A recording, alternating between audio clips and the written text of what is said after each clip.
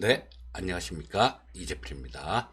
자, 어제 제넥신이란 종목에 대해서 영상을 하나 올려드렸는데요. 자, 제가 말을 하다가 말을 잠깐 잘못한 게 있어서 정정해 드리겠습니다. 어제 상한가 친 종목이 SK 바이오사이언스가 아니라 한미사이언스죠. 그래서 뭐 그 부분 저 SK 바이오사이언스는 비상장입니다. 그 지주회사가 SK 케미칼이고요.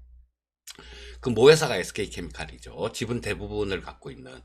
그리고 이 제넥신에 대해서는 이 영상이 좀 많이 길어지면 시청을 안 하게 되죠. 그래서 영상을 적당하게 하느라고 한 20분 정도에 뭐 20분대에 맞추느라고 뭐 말씀드릴 얘기를 많이 말씀을 못 드렸어요. 나중에 요런 부분들은 기회가 되면 한번 또 다시 또 거기 어제 말씀 못 드린 부분들 이런 부분들에 대해서 영상을 찍어서 다시 한번 또 말씀드리는 그런 시간을 갖도록 하겠습니다. 자, 뭐 어제 시장 같은 경우는 좀 그 수급이 조금 놀라운 그런 수급이었었죠. 외국인들이 엄청나게 샀어요. 1조 3천억 정도를 매수를 했습니다. 자, 그리고 뭐 그중에 삼성전자가 뭐 9천억 이상 삼성전자를 매수를 했고요. 자, 요게 왜 외국인들이 갑자기 이렇게 확 들어왔을까요? 갑자기 확 들어온 건 아니죠. 뭐 아침 시장 방송을 계속 보신 분들은 아시겠지만 뭐 저쪽 현물 쪽에서는 팔더라도 외국인들 최근 들어서는 선물 시장 쪽에서 제가 선물 시장도 짚어봐 드리는데요. 선물 시장에서 꾸준히 좀 매수가 들어왔었습니다. 자, 그리고 이거는 저 달러 인덱스하고 관련이 있다라고 봐야 돼요. 자, 달러 인덱스가 지금 뭐 오늘 현재 기준 현 시간 기준으로 보시면 잠시만요. 이거. 자, 지금 현 시간 기준으로 뭐 93.7달러 정도 됩니다. 자, 이게 뭐 98, 99달러 이렇게 됐었죠. 자, 이 달러 인덱스가 떨어졌다라는 거는 그렇죠. 달러 가치가 급락을 했다라는 거 이런 걸 의미합니다. 자, 그러면 달러 자금을 갖고 있는 사람 입장에서는 어떻게 될까요? 즉 외국인들이죠. 외국인들은 어떻게 될까요? 그냥 가만히만 있어도 달러 가치는 떨어지니까 내 자산의 가치는 줄어드는 게 되는 거죠. 자, 그렇기 때문에 그 자산 가치의 하락을 피하기 위해서 뭐 이렇게 찾다 보니까 그렇다고 또 뭐 유동성이 너무 부족해서도 안 되고요. 뭐 어떤 위험한 국가 뭐 이런 쪽에는 투자가 좀 곤란하겠죠. 그런 큰 자금들은. 그래서 찾다 보니까 우리는 대한민국은 그나마 괜찮죠. 그나마 괜찮고 지금 뭐 원달러 환율도 1200원대 정도에서 좀 안정돼 있는 그런 모습이 나오고 있고요. 자, 그래서 어제 뭐 굉장히 크게 들어온 겁니다. 어제가 거의 6년 10개월 만에 가장 큰 규모로 외국인들이 매수를 했어요.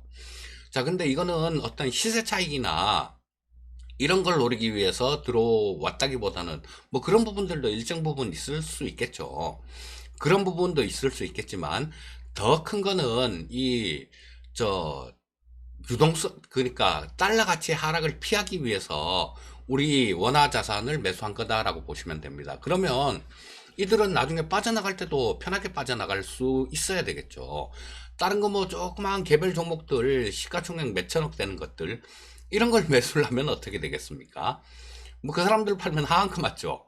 또 그 사람들 막 이렇게 사면 상한가를 칠 거고 그렇기 때문에 투자를 할 수가 없어요.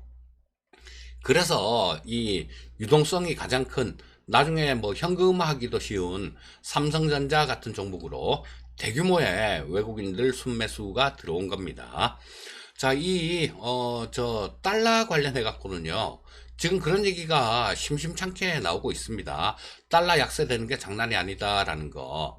그래서 제가 지난주 일요일 날 영상을 하나 만들어 드린 게 있어요. 뭐 미국이 위험하다, 달러 세상의 시작과 위기, 뭐 이런 영상을 하나 만들어서 올려드렸는데 되게 안타까운 게 뭐냐면요. 이런 게 훨씬 큰 공부예요. 이런 게 훨씬 큰 공부인데 뭐 어떤 제가 종목을 이렇게 올려드렸을 때는 조회수가 굉장히 좀 많이 늘어나는 그런 경향이 있습니다. 하지만 정말 큰 공부, 정말 공부해야 될 부분들, 이런 데에 대해서는 그렇게 관심들이 없으신 것 같아요. 자, 이게, 크게 볼 줄 아는 그런 눈을 가지셔야 됩니다. 자, 지난주 일요일 날 올린 영상에는, 시작 달러가 어떻게 기축통화가 됐고, 뭐 그런 내용들이 있습니다. 이번 주 토요일이나 일요일 날 그 후속편으로 이 달러가 굉장히 큰 위기를 맞았는데 이게 어떻게 극복됐는지, 어떤 걸로 인해서 극복했는지 그 부분에 대해서 좀 이번 주 주말에는 영상을 만들어 올려드리겠습니다. 그 전에 일요일 날 올려드린 영상 그것도 한번 꼭 찾아보시기 바라겠습니다. 자, 일단 뭐 해외 증시들 뉴스들부터 간략하게 좀 짚어보고 넘어가도록 하겠습니다. 자, 어제 같은 경우는 뭐 좀 다 미국 3대 지수는 좀 안 좋은 모습으로 마감이 됐는데요. 뭐 장중엔 그래도 반등 시도를 조금 하기도 했었어요. 반등 시도를 한 이유는 연준이 긴급 대출 프로그램을 연말까지로 기간을 연장한다라는 그런 얘기를 하면서 잠깐 또 떨어졌다가 반등 시도도 하기도 했었습니다. 자, 근데 미국 시장을 굉장히 좀 안 좋게 마감되게 만든 원인은 다른 데 있었죠.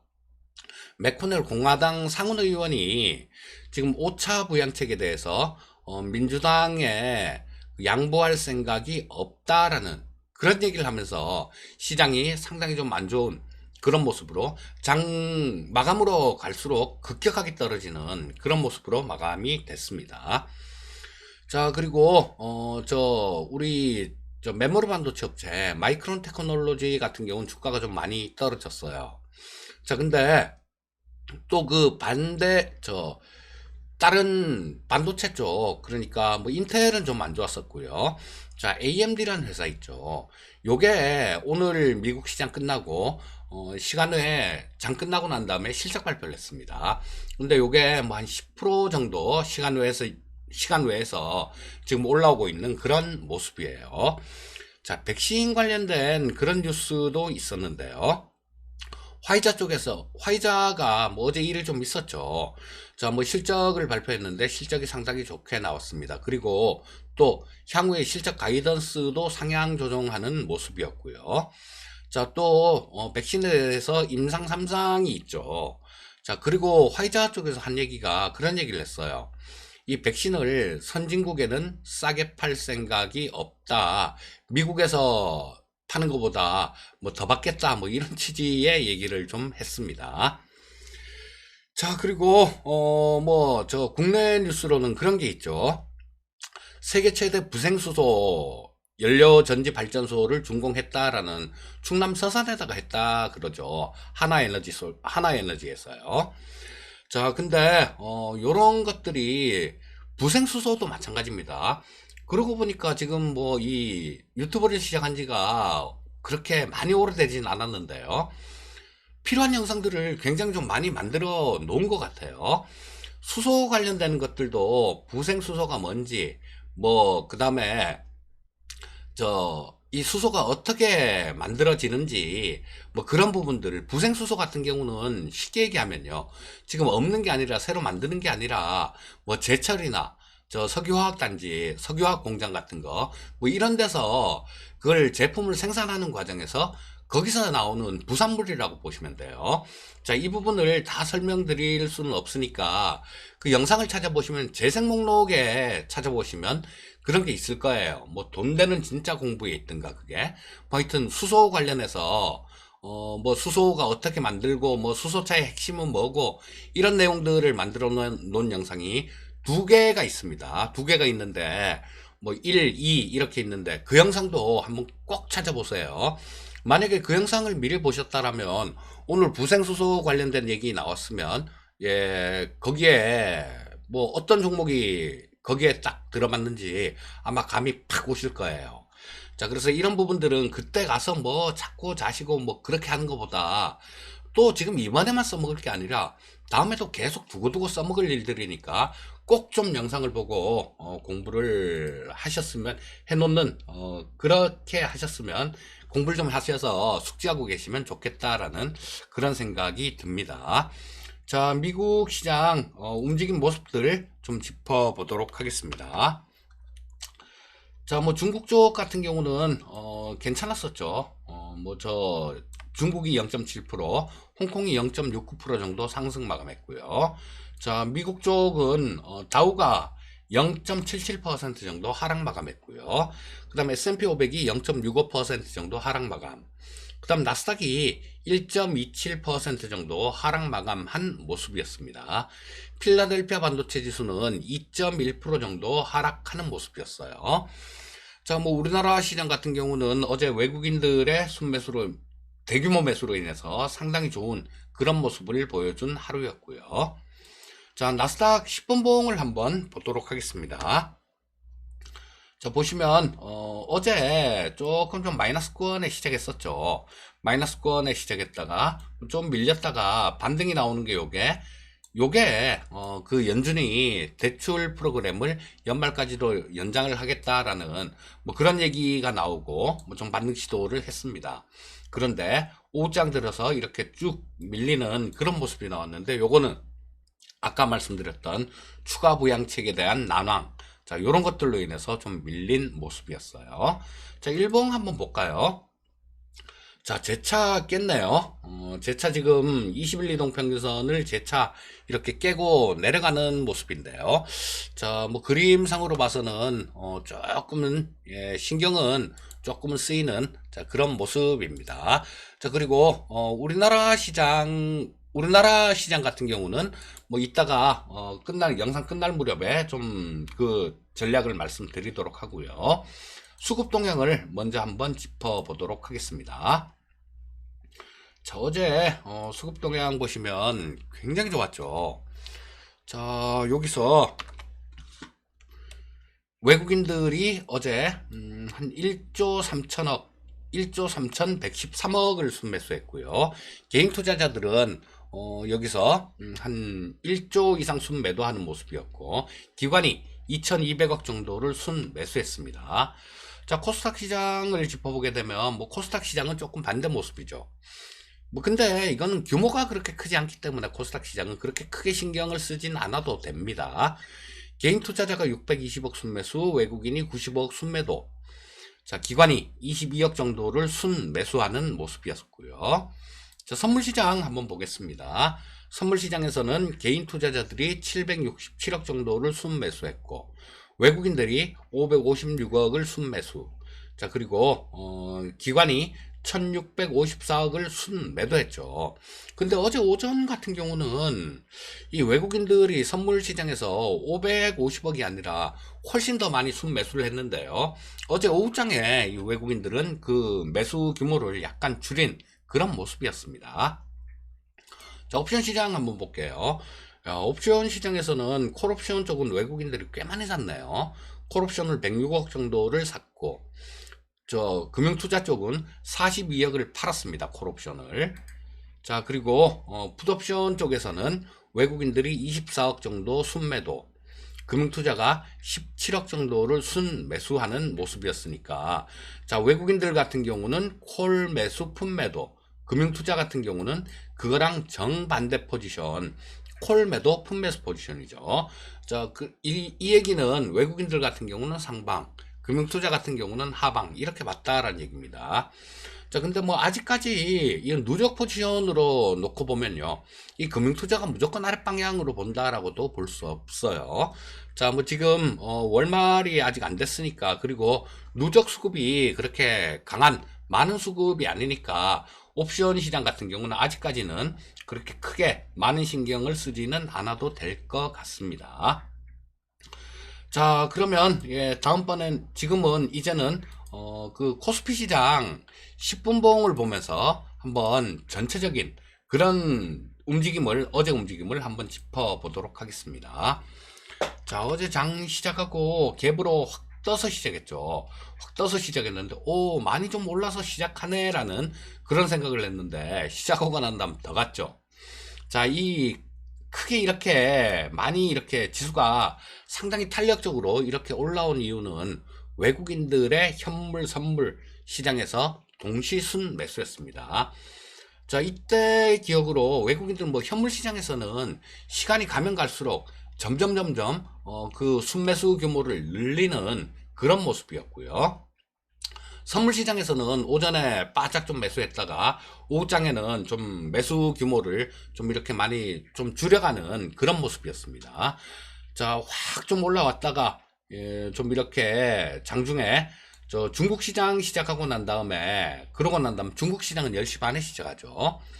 중국 시장 시작하고 난 다음에 좀 쭉 밀리는 모습이 나왔어요. 뭐 그랬다가 오후장에 다시 재차 이렇게 반등 시도를 하는 모습이었는데, 자, 요거는 삼성전자에 대해서 강력한 매수가 들어오면서 어제 뭐 상당히 좀 좋은 흐름 나왔다라고도 볼 수 있겠죠. 자, 코스피 시장 일단 뭐 10분봉은 봤고요. 자, 일봉을 보면서 또 뭐 시장 대응 전략들 좀 말씀드리도록 하겠습니다. 자, 제가 뭐 계속 좀 그런 말씀을 좀 드렸죠. 뭐 이때 계속해서 말씀드린 게 그런 부분이었습니다. 자, 지수 자체는 20일 이동평균선 위에 있다. 떨어진다고 하더라도 20일 이동평균선 정도가 굉장히 좀 지지선 역할을 할 수 있을 거다라는 그런 말씀을 드렸었는데요. 자, 지금 보는 뷰는 그렇게 변치 않아요. 자, 이때까지만 하더라도 보시면 20일 이동평균선이 2130포인트 정도 있었어요. 그런데 이게 점점 계속 올라오죠. 자, 22평선 자체가 다시 위쪽으로 이렇게 고개를 이렇게 들고 있다라는 얘기입니다. 자, 지금 현재 상황 같은 경우는 20일 이동평균선이 2193포인트에 있어요. 자, 그리고 우리 뭐 저 지난주를 조금 기억을 하는 게 좋을 것 같은데요. 뭐냐 하면 주가가 오르락 내리락 하면서 2200포인트를 지켜줬죠. 2200포인트를 돌파를 하고 난 다음에 계속 그 위에서 형성이 되면서 계속 지지되는 그런 모습이 나타났습니다. 이 얘기인 즉슨 주가가 지금 떨어진다고 하더라도 2200포인트를 쉽게 깨진 않을 것이다 라는 그런 걸 얘기해 주는 거였고요. 거기다가 지금 같은 경우는 뭐 22평선도 이렇게 어느 정도 우상향을 하는 모습이 나오면서 2200포인트하고 좀 겹쳐지게 되죠. 자, 이 22평선이 지금 아까 말씀드렸던 그 가격이 지금 현재 2193포인트에 있습니다. 근데 요게 어제는 어제는 22평선 자체가 2186포인트에 있었어요. 자, 뭐 대략 그냥 요렇게 봐도 뭐 한 7포인트, 6포인트 정도, 7포인트 가까이 이렇게 올라오는 모습이었죠. 내일이 되게 되면 좀 또 더 올라가겠죠. 내일 되면 좀 더 올라오는 모습이 될 거고. 자, 그러면 지지선이라는 게 겹쳐지는, 포개지는 그런 모습이 나옵니다. 상당히 단단하고 강한 지지선 역할을 할 수 있을 거다라고 기대할 수 있겠죠. 자, 그러면 뭐 오늘 뭐 미국 시장 조금 좀 안 좋은 모습, 그런 모습이 나왔다고 하더라도 뭐 이 정도에서 지지선이 있다라면 그렇게 두려워하거나 겁낼 시장은 아니다라는 결론을 내릴 수 있겠죠. 자, 그리고 장중에 변수가 좀 많이 생길 수 있습니다. 자, 미국 쪽 같은 경우도 그렇고요. 자, 미국 쪽 같은 경우는 실시간으로 이 미국 증시 선물을 꼭 좀 살펴볼 필요가 있어요. 그리고 요즘 같은 경우는 중국하고 미국하고 또 뭐 으르렁거리고 있으니까 또 갑자기 뭐 어떤 돌발적인 그런 변수가 나올 수도 있어요. 그런 부분들은 뭐 뉴스는 이렇게 바로바로 좀 빨리 캐치를 못 하시더라도 주가 움직임은 볼 수 있겠죠. 자, 그래서 중국 증시들 잘 좀 체크하시고 뭐 장중에 미 증시 선물들 이런 것들도 잘 챙겨 보시면서 대응하신다라면 오늘도 그렇게 크게 무리는 없을 겁니다. 자, 오늘 아침 시황 방송은 여기까지 하도록 하겠습니다. 오늘도 성공 투자하시고요. 저는 내일 뵙도록 하겠습니다. 감사합니다.